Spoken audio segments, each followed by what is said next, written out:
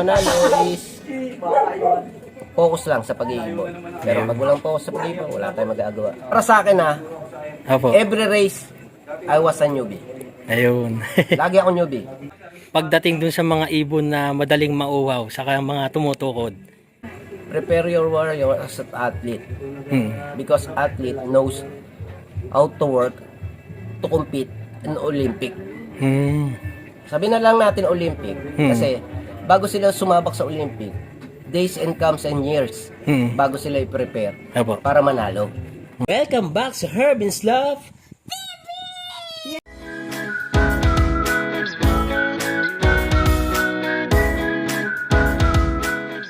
So yun mga kabi, dito si Sir Michael Miraflores, ay isa sa mga champion pansier dito sa Kabuyao. Ayan sir, magandang gabi po sir. Magandang gabi din. Play hard. Kung gusto mo manalo, Ayun. i-apply mo kung ano athletic. Ayan, parang athlete sir, kumbaga. Athlete is athlete. Pag Yeah. ina-apply mo sa warrior mo, huwag mo gawing siyang favorite or something. Basta ilaro mo siya as a warrior. Kung manalo, kailangan mo umitim. Ganun pala yun. Oh, totoo yan, sir. Hmm. Pag may bumibili sa akin, isa lang sinasabi ko sa kanila. Kung gusto mong manalo, gusto mong mag-champion, handa kang umitim. Ayun. Ayun, Kasi may kung tips. hindi, kalimutan mo paglalaro ng pigeon race. Tapos, Ayan, isa sa mga tips ni Sir Michael, mga kabi. kasi walang low fly, walang galigipon. Promise. Kahit walang toss. Ayan. Sir, may tanong ako. Naniniwala ka ba sa swerte? Swerte, luck. Oo. Ayan. Kasi nandun na yun eh. Kasi ang luck, hindi na natin masasabi yun. It God knows. Ayan. Salamat sa tips, sir. Gaano katagal ka na po nag-iibon? 2013, stop ako ng 15. Bali, nagbalik lang kayo nitong 15, sir. 2015 po. Hindi. After 5 years, bumalik ako. Matagal din pala kayo natigil, sir, no? 2013, first race ko, lap winner ng Tugigaraw. Malayo na. Breakaway ng 30 minutes yata. 20, anong taon yan? 13. 13, ayan. Sa Lise. Alam niya ni Jericho Alfonso. Then, 2015, naglaro ko 10 birds from start to the end. Nabawasan ako Sorsogon. Malayo na yun, sir, 10 birds, lahat sila winner. Ayun. Then, stop ako 2015. Achievement ko, award ko is 14 plus 3, 17 awards. Dami. One race. Yung CPSU, Okay, sir. combine ng RPF. Mm. Tapos stop, going abroad. Nag-abroad pala kayo, sir. Kaya Tapos nag-stop. after 5 years, pag uwi ko, luckily, first overall ng SSR. Nasundan ng May previous ka pa, sir, di ba? Sa CS din, no? sa CS, yun yung last award ko ng 5th overall. Latest po, no? Oo. One bird from start to the end. Solo inaibon yon, sir, no? Na inilaro nyo. Nanalo ba? Area solo survivor, 5th overall, super set. Parang hen yun, sir, di ba? Nakita ko yung Yan post mo. siya, ang name niya is pinangalanan kong Rigid. Ngayon. Luckily, naging winner siya ng CS. Suggest ko lang sa inyo, kung gusto niyo manalo is focus lang sa pag-iibon. Pero pag walang focus sa pag-iibon, wala tayong magagawa.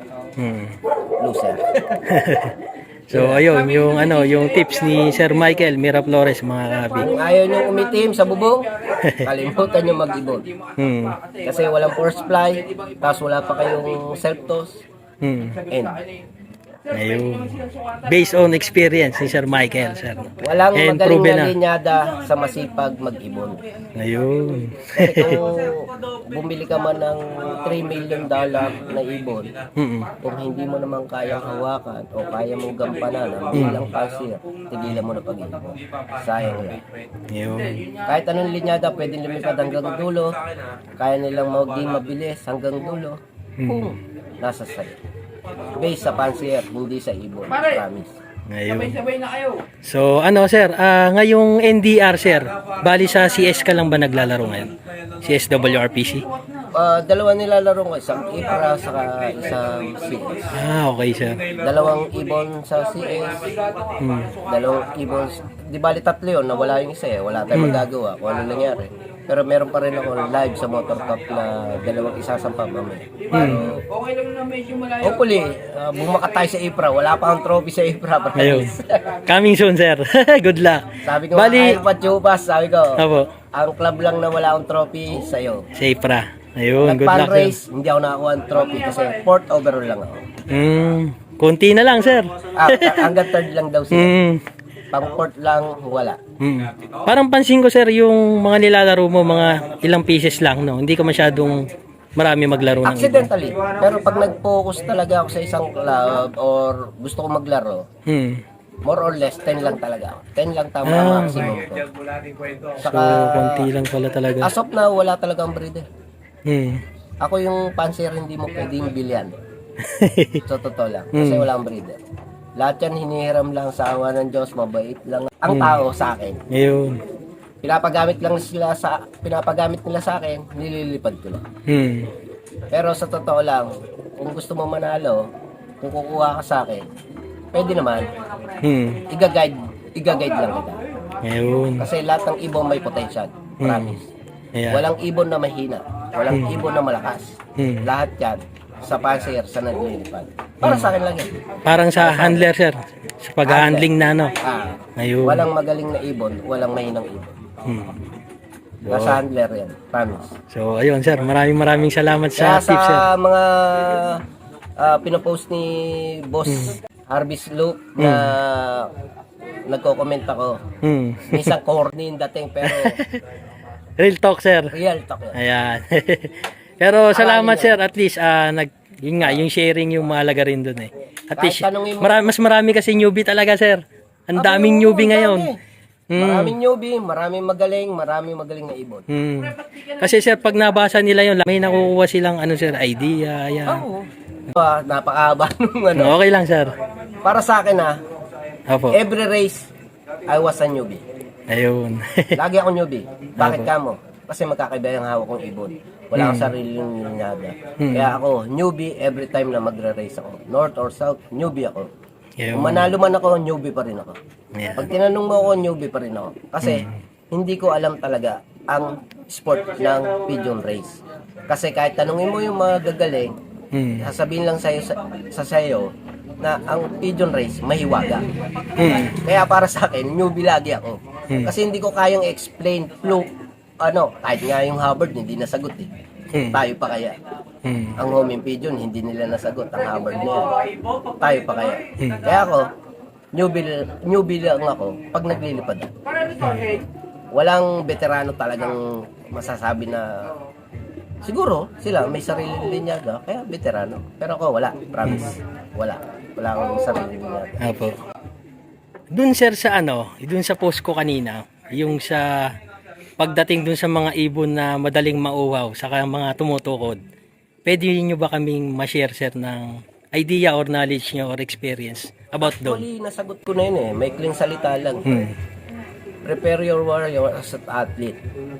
Because athlete knows how to work to compete in Olympic. Sabi na lang natin Olympic. Kasi bago sila sumabak sa Olympic, days and comes and years bago sila i-prepare Apo. para manalo. Kahit si Bolt, sa running, bakit hindi sila naging exhausted? Kasi they will prepare. Kasi they know how to manage themselves. So, eventually, nasa pansier yun, kung paano nila i-develop yung warrior nila, kung paano nila i-train para ma-achieve yung goal. Kasi kung walang proper yun, mahirap. Mahirap yung proper eh. Kasi yung proper nandiyan yung motivation, training, kasi ang vitamin sa akin, lang yan, ang mga supplements, support yan. Lahat ng gamot is support.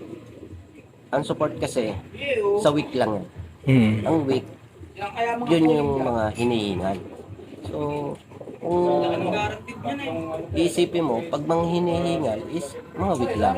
So, ang gagawin mo, para hindi sila mag-week, kailangan mo maging maitim.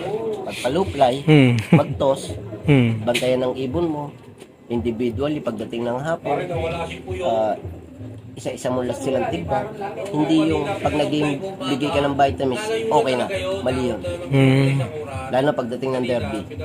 Huwag nyo isipin na pag nag-motivate kayo ng isang ibon or nag-condition kayo ng isang ibon, sa loop nyo, equal sila, mali yun. Ako kasi pag nagmo-motivate na ako, nag-prepare na ako ng derby, one by one. Kailangan iba yung patukan nito, iba yung ganito, depende sa tutukain sa ledge. Yung pag nagbigay ka para sa lahat, yung tutukay nila, magkakaiba silang tinutuka, di ba? Apo. Pag sampa nun sa perch, kung tutok ka, ibibigay mo sa kanya yung less na hindi niya na gets do sa patukaan. So, isusupply mo sa kanya para ma-fulfillment niya yung kailangan niya. Yun yun. Pati sa tubig, magkakaiba rin. Kaya ang haba ng proseso. Kaya nga, sir. Kaya kung pag ang sport talaga ng pigeon, napakamahiwaga. Walang magaling. Kaya nga sabi nila, kahit yung consistency ng isang pansihat, napakahirap gampanan niya. So, kung gusto mo maging manalo, tutok lang. Yun. Pagdating ng derby, isa-isahin mo para ma-survive mo yung ibon mo. Doon sa ano, sir, di ba yung iba kasi parang ang idea nila doon sa madaling mauwaw o tumukod doon sa pagbibigay ng mga kung ano-ano. Anong masasabi mo doon, sir? Mali yun. Sinabi ko na nga nung una, ang pagbibigay ng gamot para sa mahina. Ang pagiging mauhaw, saka yung pagiging pagori ng ibon, nasa panser yan. Diba na, sir? Thanks, Ki. Sabon. Sir Mike, idol po kita. Simula nung bata pa ako. Pag hindi ka umitim, kakapaluplay, kakamonitor sa ibon mo, tigilan mo na pag-ibon. Yun. Tama? Tama. Kasi ano yan survivor yan. Kasi yung pagiging weak ng ibon, nasa panser yun. Ayan. Kasi, weak ka, hindi mo kayang supplyan yung ibon mo na paluplayin araw-araw ng 3 times or 4 times hanggang walang hapon 4 times hanggang walang hapon. Minsan 6, 9, 11, 12. Pag mag 5 ka pa, may 1 ka pa. Pero pagdating ng hapon, rest nila. Ako yun kasi ako mahilig magpalipad ng hapon. Ano yun walang bearing para sa akin ng hapon. In short, sir, focus kayo sa pag-alaga ng ibon. May mas time kayo, no, sir, no? Hindi. Depende. Pag may gusto talaga, may goal, Ayan. may gusto kong marating, mag-focus ka. Pag Ayan. wala kang gusto mo, hobby lang, magparikit ka na lang. Parang naging lovebird yata, sir, Yun! Pero, Kapaka ka lang. pero ano, mga kabi, ang daming tips na naibigay ni Sir Michael. Pero, gusto kong i-love visit to ano lang, pag nagtapat yung schedule, mga kabi, love visit natin si Sir. Wala sa loop yan. Ayun. Nasa dagit yan, may 3 dagit doon sa taas. Tayo niya. Araw-araw yan. Hindi ako nanguhuli ng isa lang masasabi Hindi, ko. joke lang yun, sir, yung mga dagit na yun. Ang dagit ko kasi, Anong ibig sabihin tinatawag nun, kong dagit, pumapasok sa loob. Pag gabi, pag nagbibisit ako, nasa loob na. Pakulam mo ng umaga, hindi aalis. Kumbaga patay gutom. Wala akong magawa. Ngayon, kinukulong ko na sila. Tapos ipopost ko na lang pag ayaw umalis. Katulad ng nilalaro ko. Okay. Shout out! BFFC, CSW, North pa yun. Lumilipad pa siya. Ang galing. Wala akong magagawa Yun na yun Saka wala nag-claim, sir, wala na rin, no? Wala. Kaya ano yan. Chinat ko si GeForce. BFFC yata si GeForce. Sir, kalapating Pero gala. hindi naman first time yan. Meron pa nila malimit. ng Inter-Island. Hindi siya nag-flock ng last lap. Pero 8 overall siya sa Mamati. Maganda pa lang i-content yun, sir. Next time, sir, pag visit ako sa iyo, Biglaan lang kasi ito, mga kabi. Napasyal tayo dito kay Sir Joel Mancera. Ayun. Sir, maraming salamat. Ayan, thank you. Good luck sa race. Ayan, bye-bye. Mga kahabi, please subscribe! Like and share! Harvest Love! TV! Yay! Mga kalapatid, supportahan po natin ang YouTube channel ng, ni Hervin's Loft TV. Search nyo lang po sa YouTube, Hervin's Loft TV. Yan, happy flying sa'yo, kapatid. Ingat lagi. Mwah!